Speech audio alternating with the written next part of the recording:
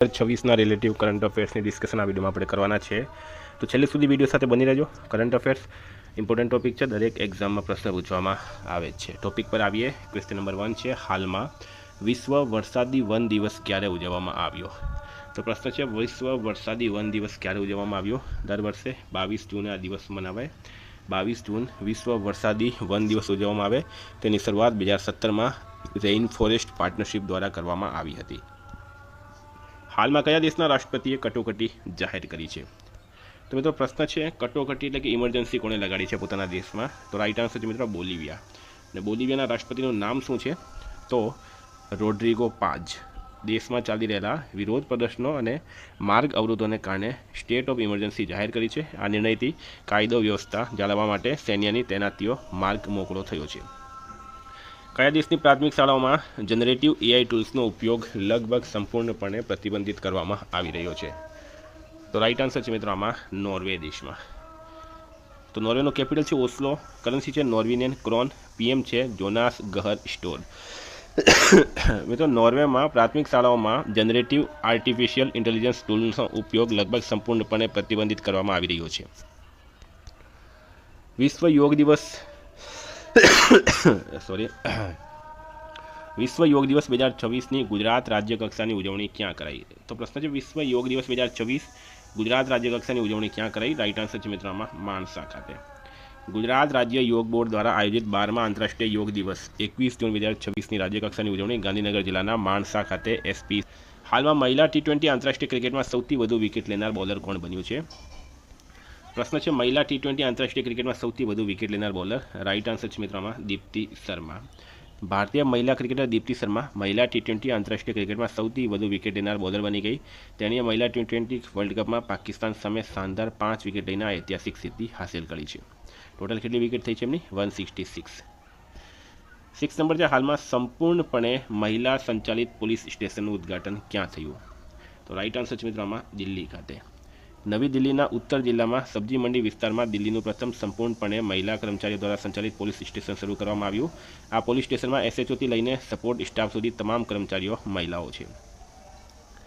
7 છે, world economic forum WEF દ્વારા હાલમાં બહાર પાડવામાં આવેલા એનર્જી ટ્રાન્ઝિશન ઇન્ડેક્સ 2026માં ભારતનો ક્રમ શું છે? તો મિત્રો ભારત છે 70મા ક્રમે। ભારત આ વર્ષે સૌથી વધુ સુધારો કરનાર દેશોમાં સામેલ રહ્યું। વૈશ્વિક ઉર્જા પરિવર્તનની ગતિ ધીમી પડી છે। 2025માં વિશ્વભરમાં ઉર્જા ક્ષેત્રે $3.3 ટ્રિલિયનનું રોકાણ થયું। વૈશ્વિક વીજ ઉત્પાદનમાં 42% હિસ્સો અને ન્યુક્લિયર એનર્જીનો રહ્યો છે, બરાબર। રિન્યુએબલ્સ અને ન્યુક્લિયર એનર્જીનો 42% હિસ્સો રહ્યો। ટોચના દેશોની વાત કરીએ, સ્વીડન પ્રથમ છે, ફિનલેન્ડ બીજા નંબર પર છે, ડેનમાર્ક ત્રીજા નંબર પર છે। સ્ટારમાં કરજો મિત્રો, તમામ પ્રશ્નો ઇમ્પોર્ટન્ટ રહેશે એક્ઝામની દ્રષ્ટિએ। હાલમાં કયા ભારતીયને International Tribunal for the Law of the સીમાં ન્યાયાધીશ તરીકે નિયુક્ત કરવામાં આવ્યા? તો રાઈટ આન્સર છે બિમલ એન પટેલ। મિત્રો ઇટલોસ એટલે કે International Tribunal for the Law of the સીની સ્થાપના 1982ના United Nations Convention of the Law of the Sea હેઠળ કરવામાં આવી। તેનું મુખ્ય મથક હેમ્બર્ગ જર્મનીમાં આવેલું છે। ટ્રિબ્યુનલમાં કુલ 21 ન્યાયાધીશો હોય છે। પીએમ મોદીએ 3 સ્વદેશી રીતે નિર્મિત નૌકાદળના જહાજો INS દુનાગીરી, INS સંશોધક અને INS અગ્રયનું અનાવરણ ક્યાં કર્યું? તો રાઈટ આન્સર છે મિત્રોમાં કોલકાતા ખાતે। નરેન્દ્ર મોદીએ પશ્ચિમ બંગાળના કોલકાતા ખાતે શ્યામાપ્રસાદ મુખર્જી પોર્ટ પર ભારતીય નૌકાદળના 3 સ્વદેશી રીતે ડિઝાઇન અને નિર્મિત જહાજો INS દુનાગીરી, INS સંશોધક અને INS અગ્રયને કમિશન કર્યા। રાવી બ્યાસ અને કૃષ્ણા જળ વિવાદ ટ્રિબ્યુનલનો કાર્યકાળ ક્યાં સુધી લંબાવવામાં આવ્યો? તો રાઈટ આન્સર છે મિત્રો 2027 સુધીમાં। રાવી બ્યાસ જળ વિવાદ ટ્રિબ્યુનલ 5 ઓગસ્ટ 2027 સુધી, કૃષ્ણા જળ વિવાદ ટ્રિબ્યુનલ 31 જુલાઈ 2027 સુધી। રાવી બ્યાસ ટ્રિબ્યુનલની સ્થાપના 1986માં થઈ હતી। કૃષ્ણા જળ વિવાદ ટ્રિબ્યુનલની સ્થાપના 2004માં થઈ હતી। કૃષ્ણા નદીના જળ વહેંચણી વિવાદમાં આંધ્રપ્રદેશ, તેલંગાણા, કર્ણાટક અને મહારાષ્ટ્ર સામેલ છે। રાવી બ્યાસ વિવાદમાં પંજાબ, હરિયાણા અને રાજસ્થાન સામેલ છે। મિત્રો મેં જે PDF આપું છું એમાં બધી વસ્તુ, તમામ વસ્તુ લખેલી હોય છે અને પ્રશ્નો અહીંથી જ બનતા હોય છે કરંટ અફેરમાં। અમેરિકાના કયા શહેરમાં સ્વામી વિવેકાનંદની 6 ફૂટ ઊંચી પ્રતિમા સ્થાપિત કરવામાં આવી છે? તો શિકાગો રાઈટ આન્સર છે। અમેરિકાના શિકાગોમાં ભારતીય કોન્સ્યુલેટમાં 6 ફૂટ ઊંચી પ્રતિમા સ્થાપિત કરવામાં આવી। શિકાગો એ જ શહેર છે જ્યાં સ્વામી વિવેકાનંદ 1893માં પોતાનું ઐતિહાસિક ભાષણ આપ્યું હતું। 12 નંબર છે, કોના દ્વારા ભારતમાં પ્લુવિક્ટો દવાનું સત્તાવાર લોન્ચિંગ કરવામાં આવ્યું પ્લુવિક્ટો? તો રાઈટ આન્સર છે મિત્રોમાં નોવાર્ટિસ ઇન્ડિયા, બરાબર, નોવાર્ટિસ ઇન્ડિયા દ્વારા. નોવાર્ટિસ ઇન્ડિયા દ્વારા એડવાન્સ પ્રોસ્ટેટ કેન્સરની સારવાર માટે શરૂ કરાયેલ ભારતની પ્રથમ નિયમનકારી માન્ય રેડિયોગેન્ડી થેરપી છે. સ્ટારમાં કરજો, વેરી વેરી ઇમ્પોર્ટન્ટ.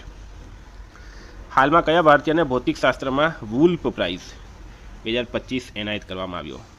તો રાઈટ આન્સર છે જિનેન્દ્ર જૈનને.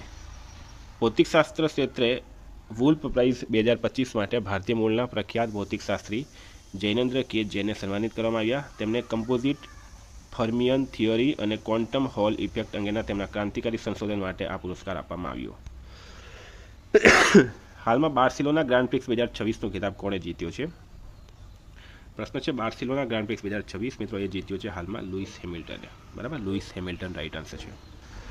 હાલમાં રાંચીમાં યોજાયેલી બીજી સાઉથ એશિયન થ્રોબોલ ચેમ્પિયનશિપ 2026નો ખિતાબ કોણે જીત્યો છે? તો પ્રશ્ન છે રાંચીમાં યોજાયેલી બીજી સાઉથ એશિયન થ્રોબોલ ચેમ્પિયનશિપ 2026નો ખિતાબ કોણે જીત્યો? રાઈટ આન્સર છે મિત્રો ભારતે. આયોજક છે થ્રોબોલ ફેડરેશન ઓફ ઇન્ડિયા. સ્થળ છે રાંચી, ઝારખંડ. આવૃત્તિ છે સેકન્ડ સાઉથ એશિયન થ્રોબોલ ચેમ્પિયનશિપ. ભારતે પુરુષ અને મહિલા બંને કેટેગરીમાં ગોલ્ડ મેડલ જીત્યા છે. હાલમાં વિશ્વ બેંકે કયા રાજ્યના જળ સંરક્ષણ પ્રોજેક્ટ માટે રૂપિયા 4,000 કરોડની લોન મંજૂર કરી? તો રાઈટ આન્સર છે મિત્રો આમાં હરિયાણા. રાજ્ય છે હરિયાણા. પ્રોજેક્ટ છે જલ સંરક્ષિત હરિયાણા. વિશ્વ બેંક લોન છે 4,000 કરોડ. કુલ પ્રોજેક્ટ ખર્ચ છે 5714 કરોડ અને અમલીકરણ સમયગાળો છે 2026 થી 2032. તો મિત્રો આ ઇમ્પોર્ટન્ટ કરંટ અફેર્સના પ્રશ્નો. વાત કરીએ રિવિઝનની. તો આપણે આવી ગયા છે 22 જૂન 2026 રિવિઝન પર. વિશ્વ સંગીત દિવસ ક્યારે ઉજવવામાં આવ્યો? 21 જૂને. સપ્ટેમ્બર 2026માં કયા દેશમાં પ્રથમ પરંપરાગત હિન્દુ મંદિરનું ઉદ્ઘાટન થશે? ફ્રાન્સમાં. ભારત અને કયા દેશે ન્યૂ દિલ્હીમાં ચોથો સાયબર સંવાદ યોજ્યો? નેધરલેન્ડ.